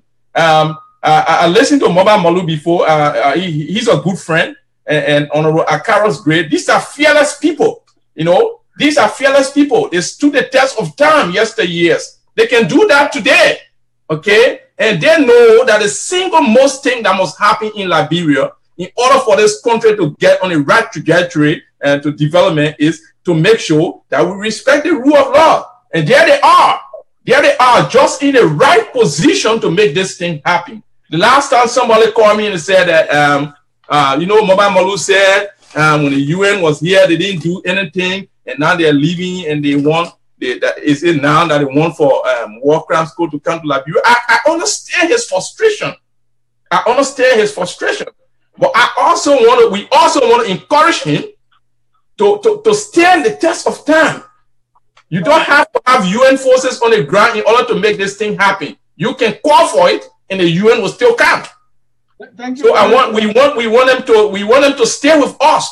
We don't want them to. We encourage them to join us so that justice will be served. That's the only way they can serve the Liberian people.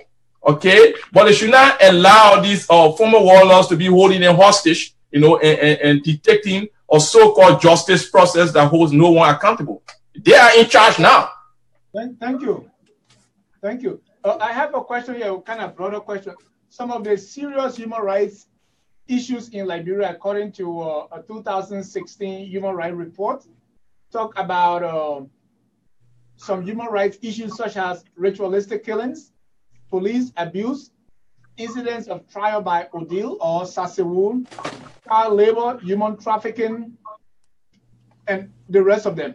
So besides, what are the tools and resources available to deal with some of these issues from the perspective of CJL? What tools are available to deal with some of these other human rights issues in Liberia that you know of? Lovetta, you want to come in, or I can come in? Well, as an organization, the Coalition for Justice, as I stated before, we were, because of the complexity of issues in the country, we had to narrow our focus to justice for war victims. However, one of the strategies of our organization is to reach out to other institutions that are championing these causes of women issues. You have the women, Dr. Francien was on your show, the Diaspora Women for Change, and the Alliance for Women, I believe in Atlanta, Georgia. You have various groups that are taking on causes. And as an institution, we try to partner with groups to see how we can render support. It boils down again to the law, because women are getting raped. Rape is on the rise in the country, and there's no accountability. There was a recent report about a 13-year-old that was raped by a senator, and today he still serves as a senator with no accountability. Nobody knows what happens to that little girl. So again, we are open as an organization to partner with groups and to see how we can support. We're just not going to be on the front advocating for this issue, but we will stand in solidarity with supporting whatever ways that we can support these other groups. Take, for example, we have an organization that is focused on rape that has partnered with us. We have had several workshops in California, and we continue to mobilize support. One of their objectives was to take the DNA, the machine to Liberia, where they can test people who have raped girls, as evidence to hold them accountable. And I think recently on Front Page Africa, there was an announcement that, this machine was in Liberia and at the JFK hospital. So they were very excited. Yes, there has been success in what we have been trying to achieve, because we have so many rape cases and we have no way of connecting these men to these cases. So again, that's what we do. We also partner with another group that talk about civic education. People don't know their rights, so they keep voting for the bad people, So we partner with them. We support their work, and we continue to, form partnership with various groups working on different causes in the interest of the Liberian people. And also, what Lovetta just said, I want to buttress that. The issue of credibility here, okay? Hold on, Benard. We got a caller on the line.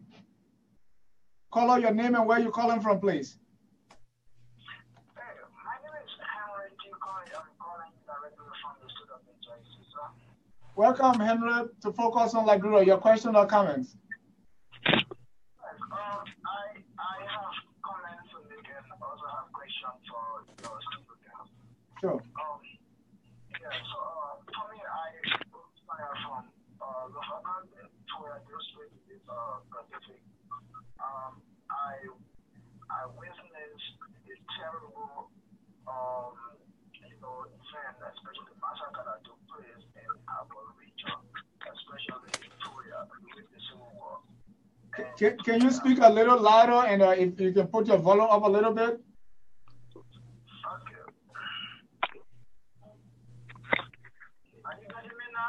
Yes. Okay, I'm from Goah County. I came from Tugbeh district.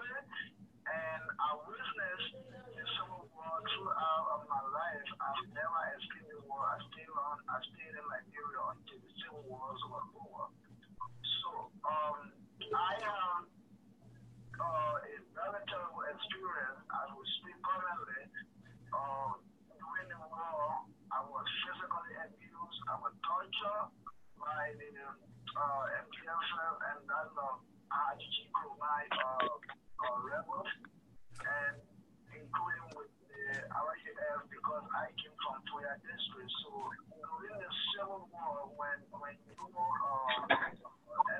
Nova country, so those all the Charleston rebels, they were disconnected from Benard Highway, so they become like they have to use to take care of their responsibility. They have to use to take more on our head, going to Guinea with us. And you should notice that definitely there are a lot of people that were executed because of those kind of practices that took place, especially under I would say I'm a witness of that. Okay. Yeah.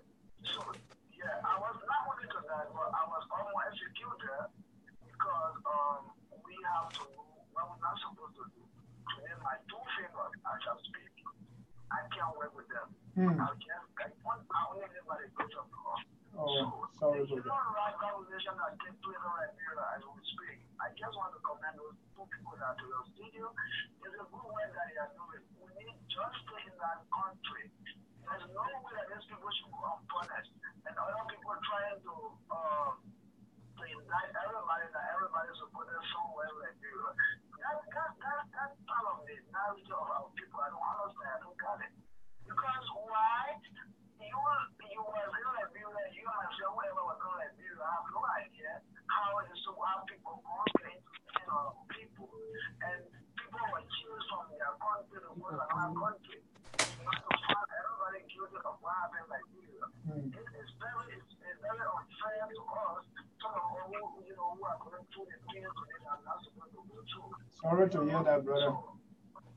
So as we speak, I am support of the coalition for peace. Let us be. Now, I don't tell the justice in Liberia. Let the human rights organization and international law should be executed in Liberia to bring those people who are committing all kind of violent crimes in our country, so that never in the history of Liberia, anybody will think about killing someone in Liberia and just abuse our people. Thank you. I really appreciate your effort and giving me the time of this show to make my comment. God bless you. Thank you. Thank you. And your name again? Thank you too. Thank you. Yeah. I can be contacted in Indiana every day. I also now will speak because I talk to my doctor all the time. I have to think. I want to do something on my finger up to now. We speak my people. I live in for almost 5 years, and I done something with that problem. So up to now, the other time I went to find a church, I can't afford it. Thank you. Sorry. Okay. Thank you, brother, for that. Benard and Lovetta, there's a victim. I'm not sure if you heard him correctly. Yes. I heard. Go ahead. Yeah, I heard him clearly, and I just want to say sorry to him, and I want him to be hopeful because Liberia will have a war crimes court. I want him to mark my words today. With all of the things that I see happening right now, I know that at the end of the day, Liberia will have a war crimes court. Okay, I understand his frustration. I understand and that he went through all of those things, but I want him to be hopeful. Okay, because you see, Mr. Ja, these are some of the people that went to the TRC. People went to the TRC in hopes that justice will be served. They went to the TRC believing that, okay, we can explain our stories. And after explaining our stories, people will be held accountable. But after that, nothing happened. And those people now, they are vulnerable. Today, we don't even know those that testify at the TRC against these warlords. We don't know what's happening to them at night. Because now these warlords, they know them. They know that, oh, this is the man who said I did XYZ yesterday. This is the woman who said I raped her. This is the child who said I killed his father. How sure are we that they're not even eliminating these people overnight? That's why we have to do something. That's scary. All right. Thank you. Let me bring in this last question. We are almost drawing near to time to close. But I want you all to, and I asked the same question to our previous guest. With less than 3 months or around 3 months of a judge, we have presidency. What are the signs that this administration will make some strides in those kind of causes that you are promoting. What are the prospects? What do you see? Lovetta, I'll start with you. Is well, on war crime codes and other human rights issues? Looking at, 3 months is too soon, but the way things were going, one who is in the human rights community advocating for justice can be, it can be a little disturbing, because the very people that have been alleged for killing and raping and looting the country, these are the people that are now being appointed in government. Will George Weah do what is right to hold these people accountable? It is only time will tell. We will continue to promote the issue. We will continue to reach out to the international community. We will be in Washington before the end of this year. And also the United Nations. We're working with different partners to see how this issue can be addressed. Would George Weah have the political will to do it? We hope that he will put Liberia's interest first. We hope that he will put the people's interest first to do what is right to move this nation forward. So it is only with time. All right. All right. From personal analysis, I was telling Lovetta the other time, I said that George Weah will make sure that this country gets back on the right trajectory based on my personal analysis, which has nothing to do with any politics or anything. Why? Because this is a man that I listened to yesteryears. He was very vocal, very, very vocal. He was serious about it, and I think he's still serious about it. Now, protocol dictates that when you are a president, you should appoint people if they're qualified without any discrimination. So I think the president, what he's doing, he's doing his job. But it will come to a point where people will have to go to court. And the president will say, okay, even though you are a minister, you're working, even though you're vice president, even though you're here, you're superintendent, but this is the case that we have here. There's a case against you here, and you will have to go to exonerate yourself. All right. That's what President Sirleaf could not do. So I have hope. All right. I have hope. President Weah is a very fine man. He has clean record. Let's keep over line. We got our last caller on the line. Call your name and where you calling from.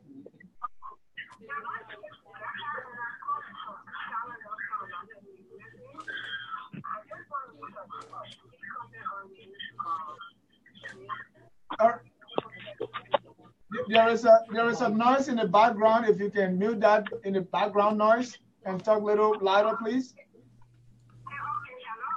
Hello? Go ahead. All right, I can hear you. I will relay that.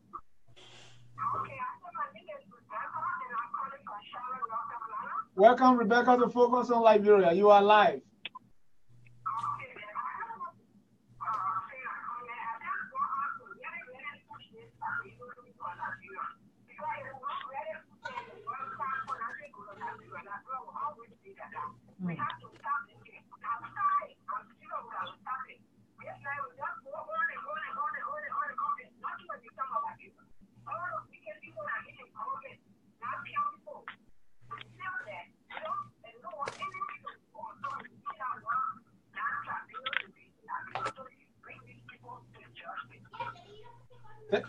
Thank you so much, Rebecca, for your comments.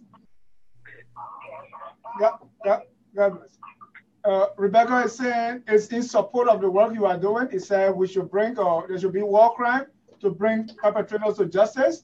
If that is not done, she said nothing, absolutely nothing is going to come out of Liberia.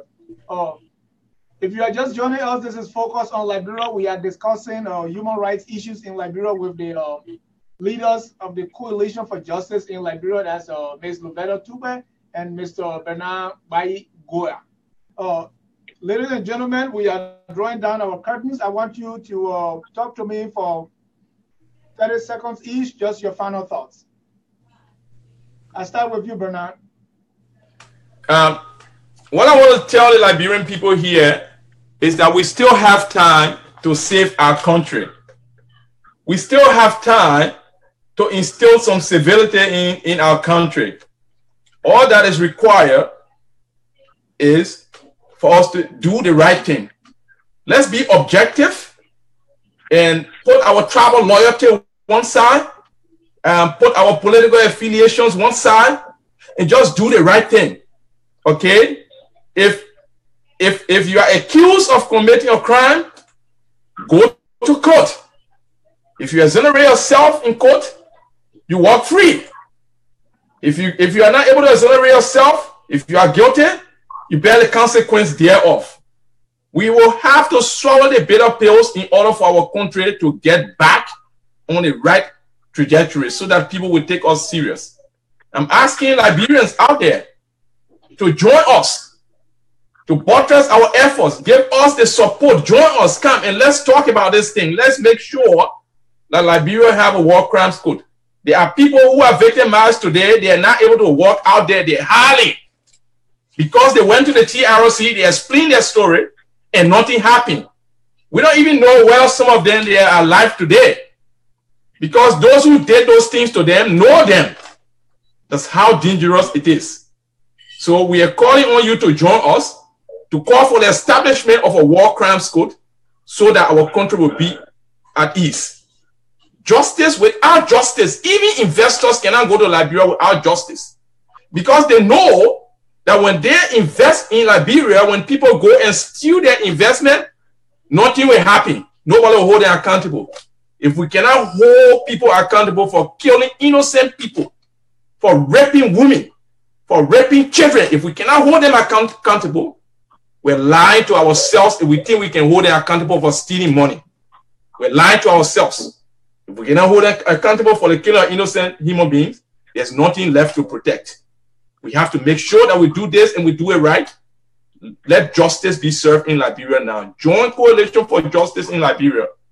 And let's ask President George Weah to write the United Nations Security Council so that Liberia will have a war crimes code and bring a closure to the issue of justice in Liberia. I thank you very much. And I thank the audience. I thank you, Mr. Jah. And I hope that we have the opportunity to come on your show again. Anytime. Thank you so much. Ms. Tugbeh. Well, I want to say thank you so much to the leadership of Focus on Liberia for inviting us, giving us a platform for our voices to be heard on this issue.